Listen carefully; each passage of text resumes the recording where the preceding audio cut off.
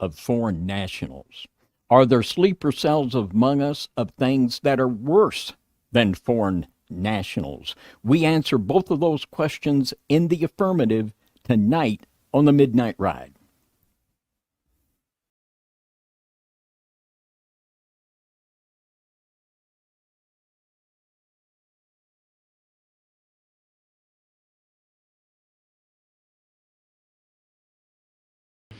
Well, I have buddies that are still in the military that were in charge of doing the audits on some of that equipment. And they found out that out of all the equipment we sent to Ukraine to support them against Russia, 98% of it was sold to Russia, China, Syria, Iran, and the Mexican drug cartel. Whoa. So a lot of that was sold to the cartel is funneling through the southern border.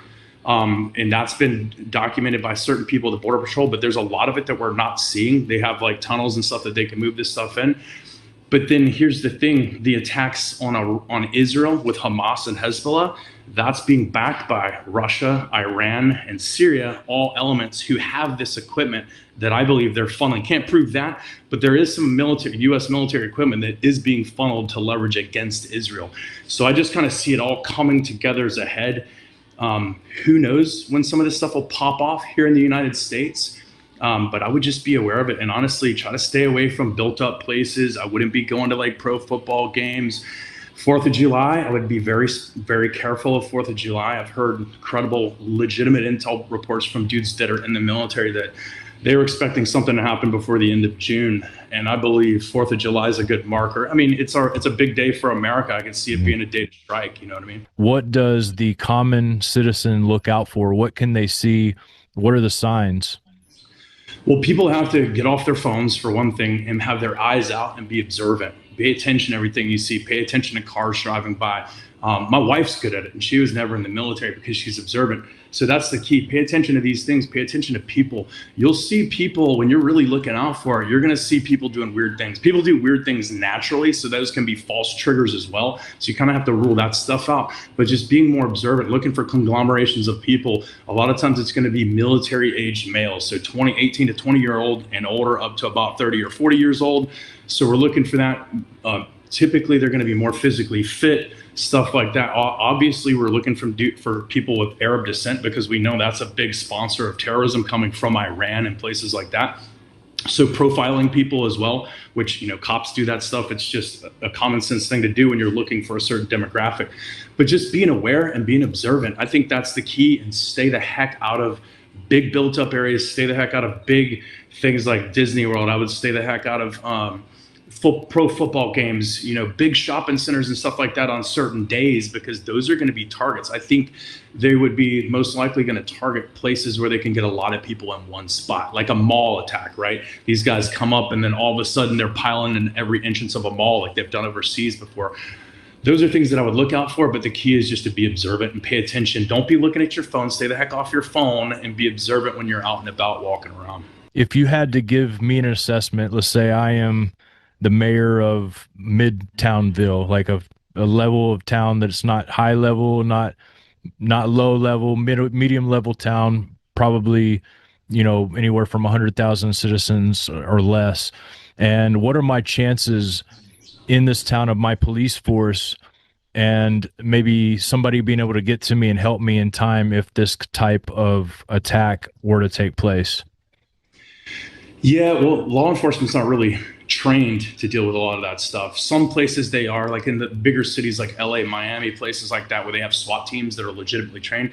But most small town police forces, they just don't have the funding to even do basic training, much less more advanced training like that. So I wouldn't count on them. I would talk to them. Like if you have connections there, I would talk to them and see what they're aware of, see what they're tracking, and have that rapport built with them.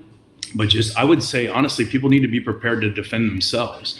You know, ultimately, these systems, if something big and super chaotic happens, let's say some sort of nuclear attacks happen here in association with the stuff in Iran, say Russia gets involved, China, whoever, however it happens, that's going to change a lot of things. If we start getting lots of attacks like that, little bitty skirmishes in small towns, I don't think anybody's going to be worried about. So I think a lot of it could fall back onto us. And me personally, I don't like to trust anybody for my safety except for myself and, you know, Yahweh the Father, because obviously he can do all things.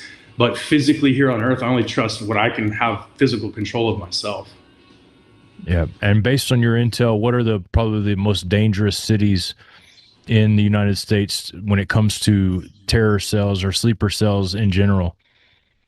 I've heard a lot of talk about St. Louis, Missouri being a hotbed. And actually, I would probably tie that to a lot of those inner, like the bigger cities in the core of the country. It seems like, from what I've heard, they're coming in from the north and going to the core of the country, coming in from the south and going into the core of the country. They could be potentially hiding out in rural areas, but being prepared to attack. I would say the Pacific Northwest is a place to look out for as well. Places like Washington State, Oregon, places like that, Montana, the more populated areas of Montana, because I've heard credible reports of them coming in through that area a lot.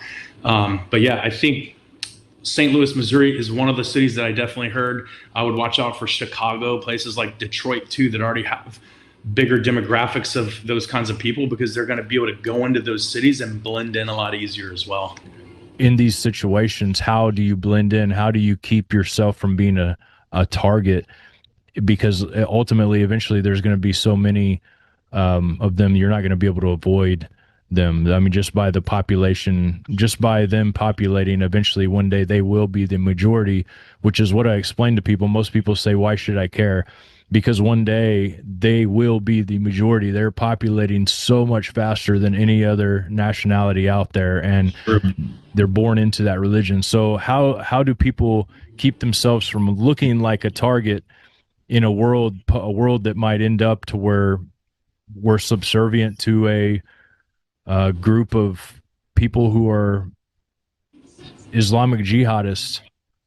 I think the easiest way is, and you guys preach it just like I do, is follow the Most High. Because when you're keeping the Sabbath day holy, you're not likely to be at a pro football game on the Sabbath day and getting blown up.